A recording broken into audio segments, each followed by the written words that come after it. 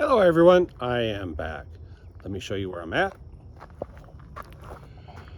Alright, I went ahead and cut up that section, the skin that I made from the other side, because I could not get this edge to bend like I wanted. Again, I made this too thick, but anyway, hindsight 2020 and all that. I screwed all of my templates down to the car, and then I took the pieces, and you can see that I screwed them, all of my pieces together to get what I needed.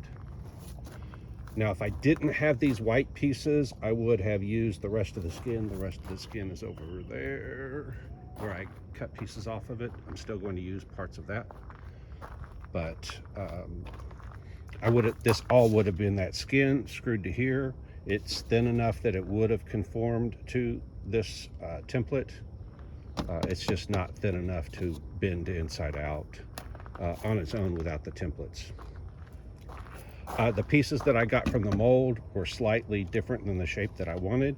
So what I did was I put pieces of wood behind it, screwed it to the pieces of wood, and then filled in the gaps with fiberglass.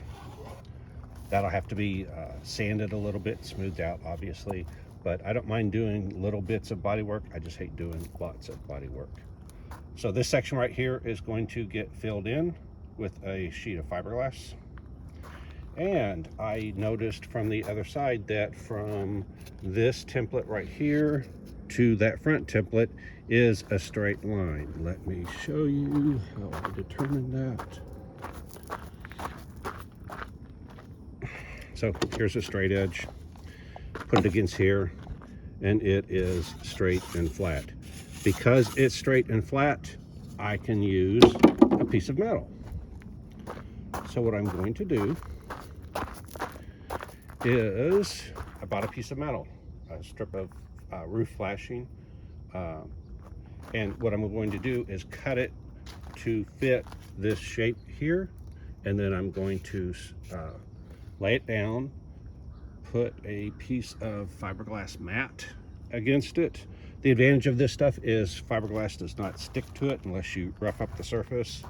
So I am going to cut it to shape, put a piece of fiberglass mat on it, fiberglass it to this roll sheet, and then I'm going to screw the roll sheet and the fiberglass onto these templates, and that will fill in the gap in between there with a flat sheet. Now obviously I will stop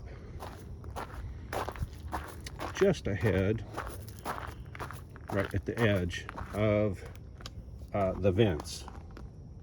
So I will end up with this piece right here between D over there and this front edge as a solid sheet. I'll put that slight bend in there. I've got tools to sheet metal tools to make those bends if I want to go to that level, or the template should do that as well. So it'll end up right here.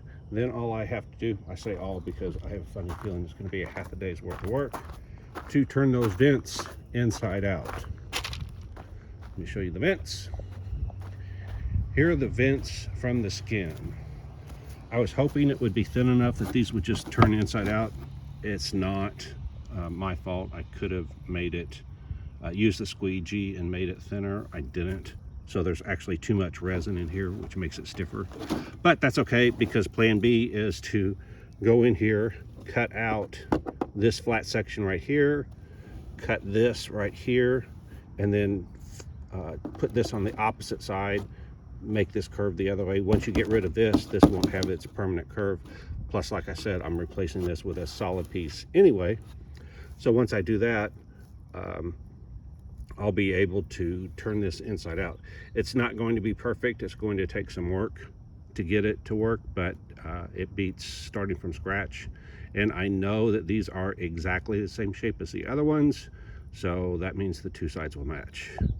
Now what I did notice is these vents are not perfect, so that will also give me a chance, because I'm basically somewhat starting from scratch, that I can make this set perfect and then go back and fix the other side. They're close, but they're off just a little bit. The rest of this are fill sections that I may or may not use. If you look at what's going on,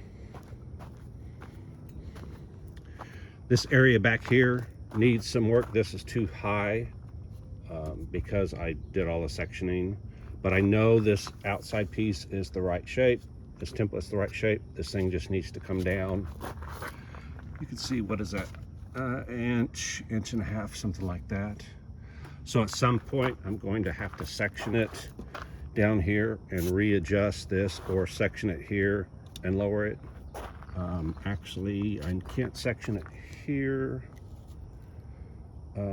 because part of this I know is correct. Anyway, I'll worry about that. The next thing I have to do is the wheel opening. And once again, I have the wheel opening matching the opposite side here. So I will turn it inside out, screw it to here, around the edge where I already have the panel, then screw it to these templates, and that will locate my wheel opening. So, a lot to do. There is a event, it's called Corvette Invasion in Bastrop, just southeast of Austin, this weekend. Obviously this car is not going to make it, so I'll do what I can. I am considering getting this to a state that I can put it on a trailer and maybe trailer it down there and show it. I don't know, I haven't decided yet. Like I said on the previous video, the other backup, I of course could take my C8, but I'm not impressed with people that just buy new cars and bring them to shows. And I have my retro 53 Corvette made from a C5 that I will probably take. So that's where I'm at now. So what I could do for the show is screw this on. This piece is the missing front piece.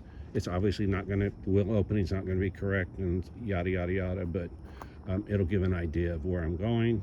So I will show the thing in progress. I do have the headlight pieces, so I could put those in. I also have the taillight pieces, so I could put those in.